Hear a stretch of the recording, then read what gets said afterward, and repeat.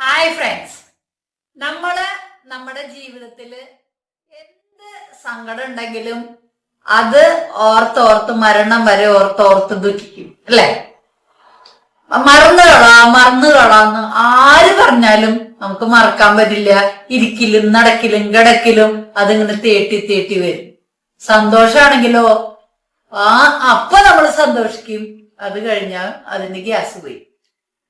എനിക്ക് സങ്കടം വരുമ്പോ ഒരു ചെറിയ ടെക്നിക്ക് ഞാൻ ഉപയോഗിക്കാറുണ്ട്. അതെന്റെ മനസ്സിന്റെ ടെൻഷനെയും അതുപോലെ തന്നെ സങ്കടത്തെയൊക്കെ മാറ്റാറുണ്ട്. അത് നിങ്ങളും ഒന്ന് പരീക്ഷിച്ച് നോക്കിയാൽ തീർച്ചയായിട്ടും വിജയം കണ്ടെത്താനായിട്ട് പറ്റും.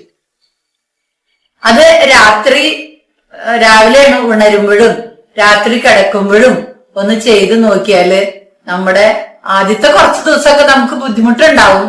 എങ്കിലും നമ്മള് കോൺസെൻട്രേഷൻ, പലരും പറയും മെഡിറ്റേഷൻ ചെയ്യാനായിട്ട് കോൺസെൻട്രേഷൻ കിട്ടണില്ല എന്ന്. കോൺസെൻട്രേഷൻ കിട്ടാനായിട്ട് ഒരു ചെറിയൊരു സൂത്രം ഞാൻ പറയാം. മെഡിറ്റേഷൻ ചെയ്യുമ്പോ നാവ് അണ്ണാക്കിൽ മുട്ടിച്ചു വെക്കുക.